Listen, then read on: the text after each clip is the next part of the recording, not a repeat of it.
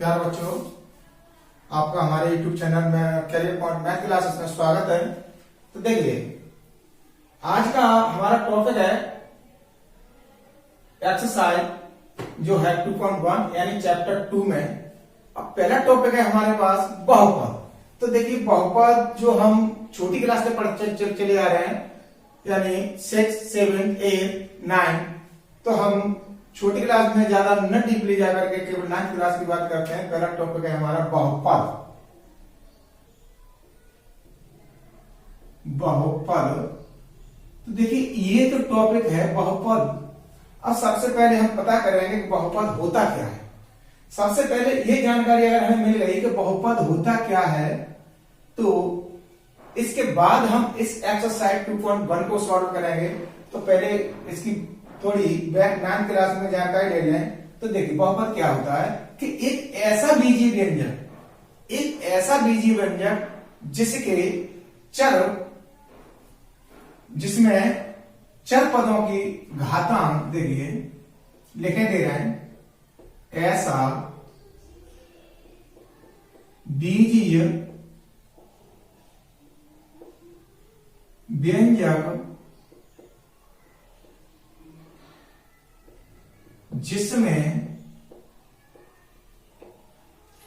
जिसमें क्या है, चर होते हैं हमारे पास। बीजीय व्यंजक में चर पद होते हैं एक्स वाई जेड। तो चरों की घातांक क्या हो, जो चरों की घातांक होंगे वो सदैव पूर्ण संख्या होंगी। घातांक सदैव पूर्ण संख्या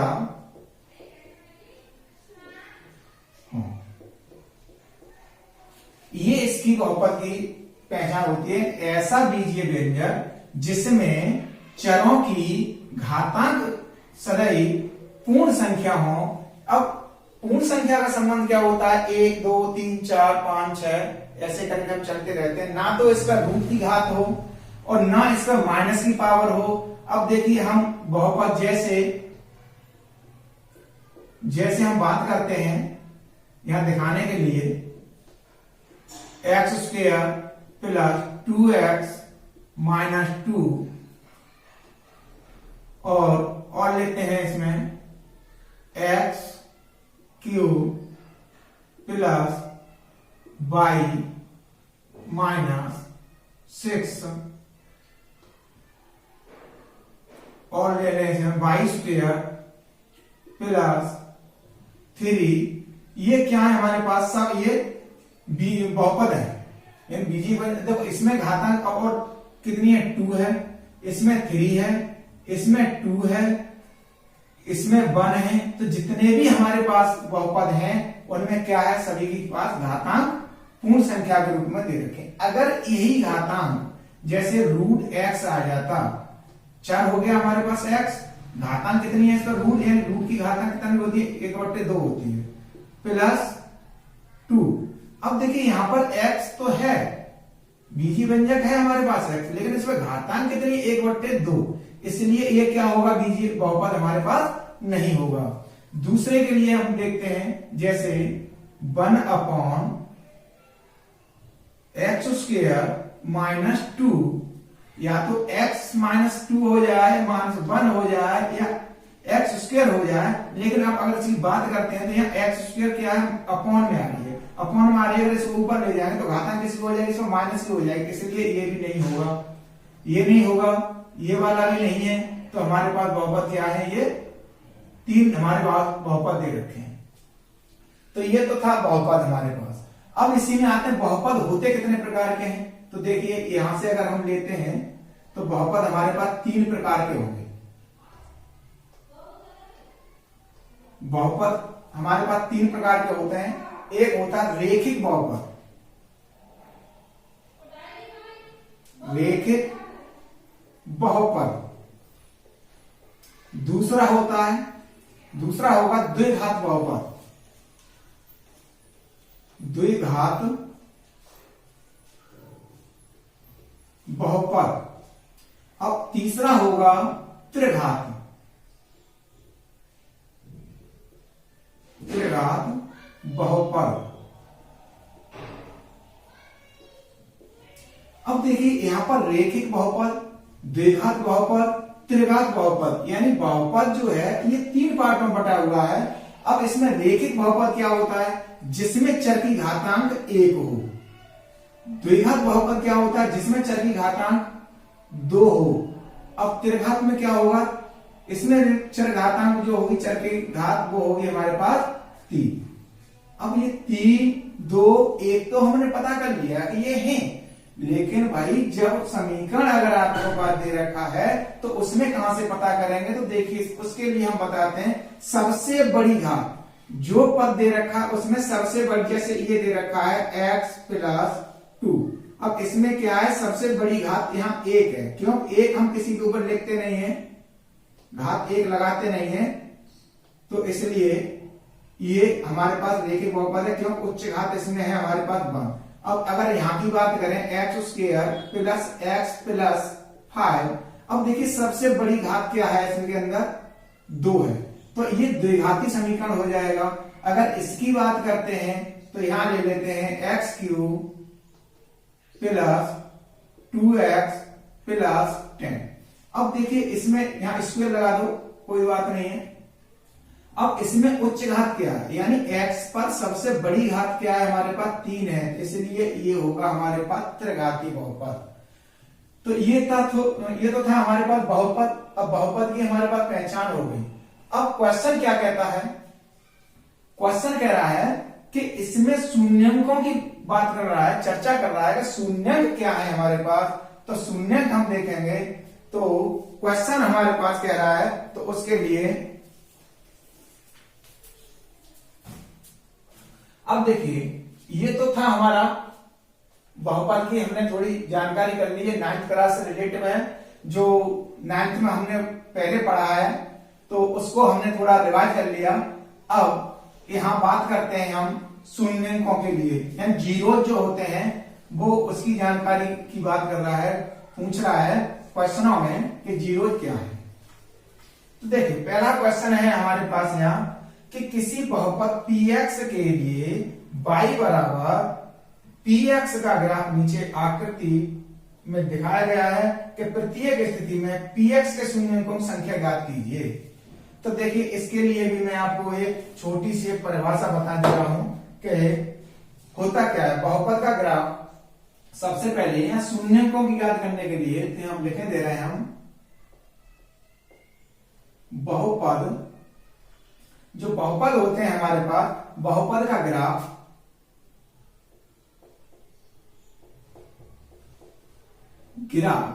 एक्स अक्ष को जितने बिंदुओं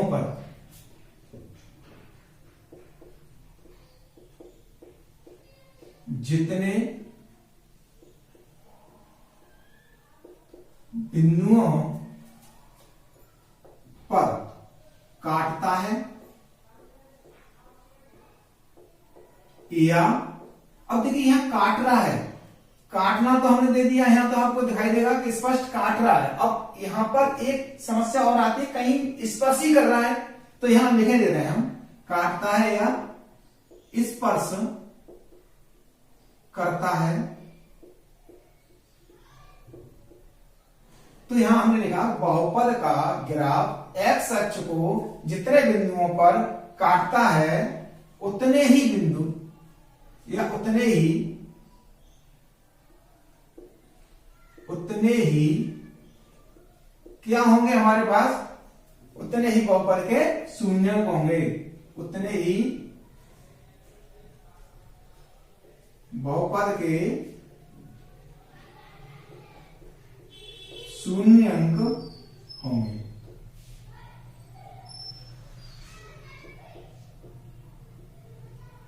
ये होगा, यानी बहुपद का ग्राफ एक्स अक्ष को जितने बिंदुओं पर काटता है या स्पर्श करता है उतने ही बहुपद के शून्य होंगे। अब देखिए पहला क्वेश्चन है हमारे पास, क्वेश्चन नंबर 1 का फर्स्ट पार्ट है। क्वेश्चन नंबर 1 फर्स्ट पार्ट लेते हैं हम।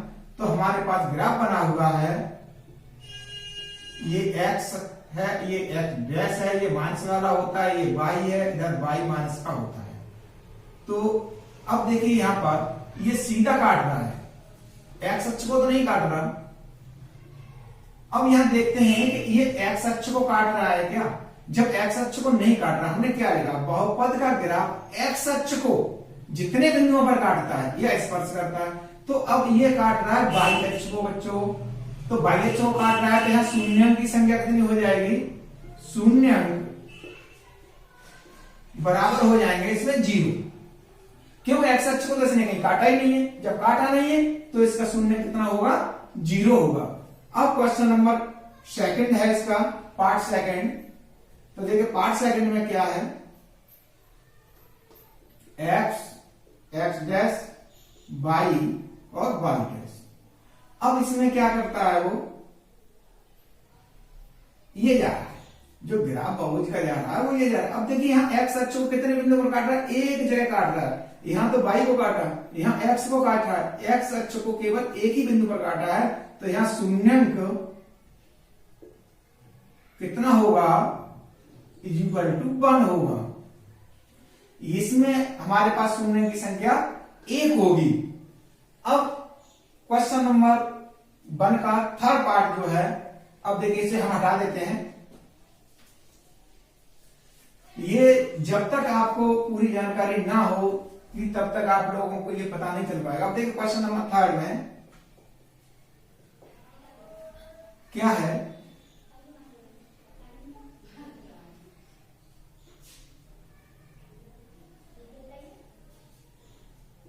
ये है x डैश y और y डैश।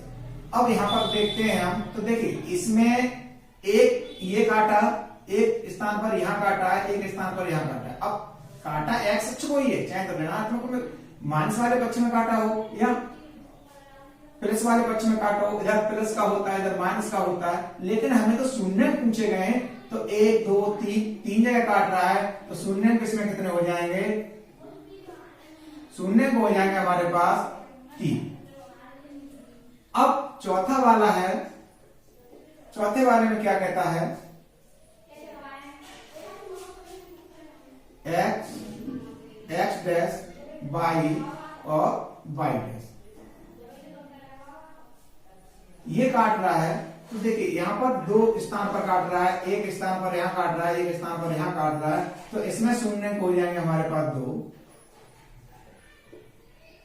शून्य कौन संख्या होगी इसमें हमारे पास 2। ये था चौथा। अब देखिए पांचवा क्या कर रहा है,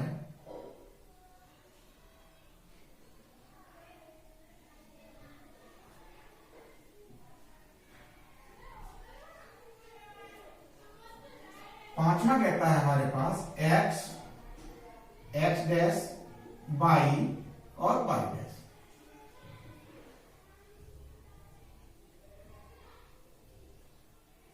ये है। अब देखो यहां पर काटा, यहां पर काटा है, यहां पर काटा है, यहां पर काटा है। बाई से तो हमें कोई ताल्लुक नहीं रखना है, चाहे तो ऊपर काट जाए चाहे नीचे काट जाए, लेकिन बाई से हमें कोई ताल्लुक नहीं रखना है। तो यहां पर क्या है, 1 2 3 4, इसमें शून्यंक होंगे हमारे पास, शून्यंक इज इक्वल टू 4, क्योंकि ये 4 स्थान पर एक्स अक्ष को काट रहा है। जो काटा है इसने तो 4 स्थान पर काटा है, इसलिए इसमें शून्यंक हमारे पास 1 2 3 4 हो गए। अब है हमारे पास क्वेश्चन नंबर 1 का 6 पार्ट।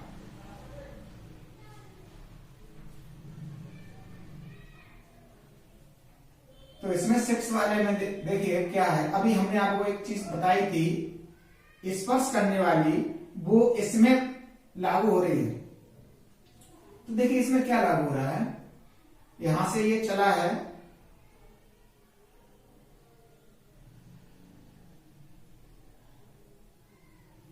अब देखिए स्पर्श कर रहा है। ये हमने लिखा था कि एक्स अक्ष को जितने बिंदुओं पर काटता है स्पर्श करता है। तो देखिए ये स्पर्श कर रहा है, काट नहीं रहा है। यहाँ एक यहाँ स्पर्श किया, एक यहाँ स्पर्श किया और यहाँ पर इसने काट दिया।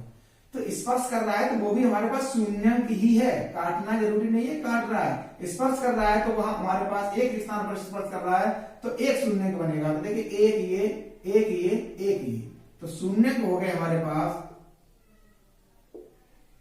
Equal to 3। ये हमारा एक्सरसाइज 2.1 एंड 5.2 में 2.1 एक्सरसाइज हमारे पास सॉल्व हो गई। इसमें केवल शून्यंक पूछे गए थे। तो प्यारे बच्चों, हमने आपको ये एक्सरसाइज सॉल्व करके दिखाई। अगर आपको वीडियो अच्छा लगा हो तो इस वीडियो को लाइक जरूर करें, और जिन बच्चों ने अभी तक चैनल को सब्सक्राइब नहीं किया है चैनल को सब्सक्राइब कर लीजिए, और आगे की वीडियो प्राप्त करने के लिए, नोटिफिकेशन प्राप्त करने के लिए बेल आइकन को जरूर दबा दीजिए। धन्यवाद।